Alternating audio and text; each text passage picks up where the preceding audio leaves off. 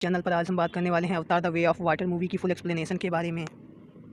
ये ये कहानी जेक के बारे में है जो कि अपनी फैमिली के साथ बहुत खुश है, जिसमें इसकी वाइफ और बच्चे हैं। जिसमें ये बताता है कि इसने अपने बच्चों के अलावा 2 बच्चे अडॉप्ट किए हैं, जिसमें से एक बच्चा उसके दोस्त का है और दूसरा जो कि इंसानों का ही है। जो जब इंसान यहाँ रहने आए थे तब वो यहाँ गलती से छूट गया था। ये बच्चे आपस में बहुत खेलते और एक दूसरे का ख्याल भी रखते हैं। जैक अपने बच्चों को सब कुछ सिखाता है, जैसे मछली पकड़ना, तीर चलाना और बहुत कुछ। ये लोग अपनी ज़िंदगी में बहुत खुश होते हैं, लेकिन एक रात इसकी वाइफ और ये एक तारे को देखते हैं जो कि सफ़ेद रंग का चमचमक रहा होता है। लेकिन जब ये लोग देखते हैं तो वो कोई तारा नहीं होता। तो इन्हें पता चलता है कि ये तो इंसानों की स्पेसशिप है जो यहाँ फिर से एक बार रहने के लिए आ रहे हैं। इंसानों की स्पेसशिप से निकलने वाली आग की वजह से जंगल में आग लग जाती है, जिससे बहुत से जानवर मारे जाते हैं और बहुत सारा नुकसान हो जाता है। उस स्पेसशिप के अंदर से इंसान निकलते हैं जिन्होंने रोबोटिक सूट पहने होते हैं, जो बहुत बड़े हुए होते हैं। जैक और उसकी वाइफ के पास इस दवाई को देखने के अलावा और कोई रास्ता नहीं बचता है। फिर सीन शिफ्ट होता है 1 साल आगे की तरफ। वहाँ एक लैब दिखाई जाती है जिसमें एक इंसान जैक और उसकी वाइफ की जहाँ बिल्कुल उसके बच्चों की तरह दिख रहा होता है। वह वहाँ झटपटाते हुए उठता है और आसपास के लोगों को मारने लगता है। फिर उसके साथी उसे कंट्रोल करके बताते हैं कि आप इंसान ही हैं। आपके मरने के बाद हमने मॉडर्न टेक्नोलॉजी से आपके डीएनए में एलियन का डीएनए डालकर आपको ऐसा जीवित किया है। ये लोग लैब में इसी तरह कई आदमियों को ऐसी बॉडी दे देते हैं जो बिल्कुल एलियनों के जैसे दिख रहे होते हैं। दूसरी तरफ जैक और उसके अन्य साथी एक ट्रेन को नष्ट कर देते हैं जिसमें इंसानों के खाने का सामान जा रहा होता है। इंसानों की ट्रेन व एरोप्लेनों को नष्ट करके ये लोग उनका सामान लूट लेते हैं। जब कर्नल को इसके बारे में पता चलता है जब कर्नल को इस नुकसान का पता चलता है तो वो जेक को मारने के लिए प्लान करता है, क्योंकि जेक ही है नावी लोगों का राजा। दरअसल नावी लोग वो हैं जो जैक की तरह दिखते हैं। लेकिन कर्नल की सीनियर ऑफिसर उसे बताती है कि जब भी हमने इन लोगों पे हमला किया है तो हमारे सारे विमान को ये लोग नष्ट करके पता नहीं कहाँ गायब हो जाते हैं, और कहते हैं कि तुम ही हमारी उम्मीद हो जो अब कुछ कर सकते हो। कर्नल कुछ सिपाहियों को लेकर पैदल ही जंगल में जाता है जहाँ जैक के बच्चे खेल रहे होते हैं। जब बच्चे इंसानों को अपनी तरफ आता देखते हैं तो अपने फादर जेक को बताते हैं, लेकिन तभी कर्नल जैक के बच्चों को पकड़ लेता है। तभी जेक की वाइफ वहाँ पहुँचकर एक इंसान के सर से तीर आर पार कर देती है। फिर वहाँ इंसानों और नाभी लोगों के बीच लड़ाई शुरू हो जाती है। जेक की वाइफ अपने बाकी बच्चों को तो बचा लेती है, लेकिन जो इंसानी बच्चा होता है वो कर्नल के हाथ लग जाता है। जेक की वाइफ अपने बच्चे के लिए परेशान ही थी। तभी जेक कहता है कि हमें ये जंगल छोड़कर जाना होगा, क्योंकि जेक वहाँ का लीडर होता है। क्योंकि मैं यहाँ का लीडर हूँ और कर्नल मेरे पीछे है, क्योंकि हमारा पकड़ा जाने वाला बच्चा जल्दी ही हमारी लोकेशन बता देगा। फिर इंसान यहाँ आ जाएंगे। अगर हम यहाँ नहीं होंगे तो हमारे बाकी लोग सुरक्षित रहेंगे, इसीलिए हमें यहाँ से जाना चाहिए। जेक की वाइफ वहाँ से जाना तो नहीं चाहती है, लेकिन अंत में उसके राज़ी हो जाती है। वहीं दूसरी तरफ इंसान जेक के बच्चे पर जुल्म कर करके उससे उसके घर का पता पूछ रहे होते हैं, लेकिन तभी कर्नल आकर उन्हें रुकने को कहता है और कहता है अगर ज़्यादा जोर डालोगे तो बच्चे की मौत हो जाएगी। फिर कर्नल जेक के बेटे की और दोस्ती का तरफ हाथ बढ़ाकर कहता है कि मैं ही तुम्हारा असली फ़ादर हूँ। मैं जब आखिरी बार यहाँ इस दुनिया में आया था तो तुम्हें जानबूझकर यहाँ छोड़ कर गया था, क्योंकि मैं तुम्हें साथ लेकर नहीं जाना चाहता था, लेकिन अब मुझे एहसास है। और कहता है अब मुझे एहसास है और मैं तुम्हें वापस लेके जाऊँगा, जिस पर वो मासूम बच्चा मान जाता है और कहता है मैं आपको जगह दिखा दूँगा। वहीं दूसरी तरफ जैक की फैमिली वहाँ अपना कबीला अपना जंगल छोड़ कर अपने उड़ने वाले क्रीचर पर बैठ कर वहीं दूसरे कबीले की तरफ निकल जाते हैं। ये लोग उड़ने के बाद पानी वाले नावीज़ के पास पहुँचते हैं। पहले तो वो लोग इनका मजाक बनाते हैं, फिर वहाँ पानी वाले नावीज़ लोगों का लीडर आता है और कहता है तुम जंगल के रहने वाले हो, तुम्हें यहाँ तुम्हारी कोई ज़रूरत नहीं है। तो जैक कहता है कि हम लोग बहुत जल्दी ही सब कुछ सीख जाएंगे, हमें अपनी फैमिली के लिए आप लोगों की ज़रूरत है। जैक की बात सुनकर जल वाला नाभी उनके लिए रहने के लिए मान जाता है। वहाँ के बच्चे जेक के बच्चों को घुमाने के लिए ले जाते हैं। वहाँ जेक का बच्चा अपनी चुटिया एक जल में तैरने वाले जीव के से जोड़ता है, जिससे वह बहुत तेज़ तैरने लगता है, जिससे वह जेक का बच्चा गिर जाता है और सब लोग हंसने लगते हैं। अगले दिन वहाँ के कुछ बच्चे उसकी बहन को पागल जैक के बच्चों की बहन को पागल कह रहे होते हैं। तभी वहाँ जैक के दूसरे बच्चे भी आ जाते हैं और उन तंग करने वाले बच्चों को मारने लगते हैं। कहते हैं तुमने हमारी बहन को तंग किया। जब जैक को ये सब पता चलता है तो वो अपने ही बेटे को डांटने लगता है और बहुत चिल्लाता है और कहता है कि तुमने उसे क्यों मारा, वो यहाँ के लीडर का बेटा है। और कहता है जाओ कि उससे माफ़ी मांगो।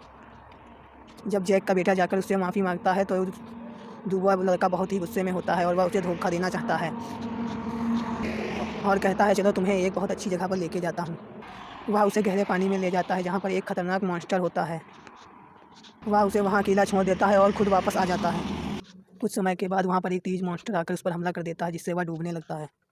वह क्रीचर उस पर अटैक कर उसे खाने की कोशिश कर रहा होता है। तभी वहाँ एक सबसे बड़ा मॉन्स्टर आ जाता है जो छोटे मॉन्स्टर को एकदम जम के टक्कर देता है और जैक की मदद करता है वहाँ से बचने में। उतने में ही जैक का बेटा अपनी सांस छोड़ देता है और डूबने लगता है। तभी जब उसकी आँख खुलती है तो वह देखता है कि उस बड़े मॉन्स्टर ने उसकी जान बचाई है और वह उसके ऊपर लेटा हुआ है। और वह देखता है कि वह मॉन्स्टर काफ़ी जख्मी भी है। वह उसमें से लगे हुए कुछ हथियारों को निकालता है और उस मॉन्स्टर को सुकून देता है जिससे उसके और मॉन्स्टर के अंदर दोस्ती हो जाती है। और वह मॉन्स्टर उस लड़के को उसके घर वालों के पास छोड़कर आता है। जब वहाँ के कबीले वाले को ये पता चलता है कि उसके अपने बेटे ने ही जैक्स के बेटे मतलब उसके मेहमान को के साथ ऐसा धोखा किया है तो वह अपने बेटे को सज़ा देने के लिए चलता है। तभी जैक का बेटा कहता है कि आपके बेटे की कोई गलती नहीं है, ये मेरा आइडिया था कि गहरे पानी के अंदर, और कहता है कि मैंने ही कहा था हम वहाँ चलते हैं और गहरे पानी में खेलेंगे। ये देखकर लीडर के बेटे को शर्मिंदगी होती है और वो वहाँ से जाने लगता है। इसी वजह से उन दोनों के बीच में अच्छी दोस्ती हो जाती है। और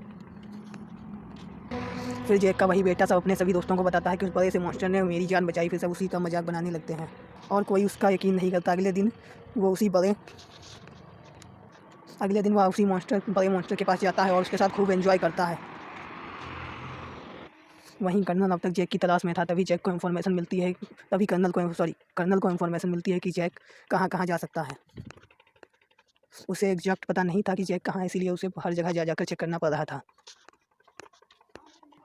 और कर्नल ने वहाँ उड़ने वाले कुछ क्रीचर्स पर अपना कंट्रोल भी कर लिया था, जैसे कि वहाँ रहने वाले लोकल नावी लोग उन क्रीचर्स का इस्तेमाल किया करते थे।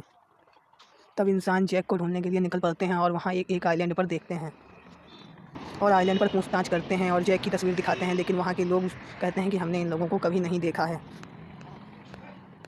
लेकिन कर्नल को उन लोगों की बातें झूठी लगती हैं, इसीलिए वह उनके एक क्रीचर को मरवा डालता है। लेकिन कर्नल का बेटा उसे समझाता है कि ये लोग कुछ नहीं जानते, ये लोग मछलियाँ पकड़ते हैं। कर्नल अपने बेटे की बात को मानकर वहाँ से जाने लगता है, लेकिन वह जालिम इंसान फिर भी उनके रहने की जगह में आग लगवा देता है।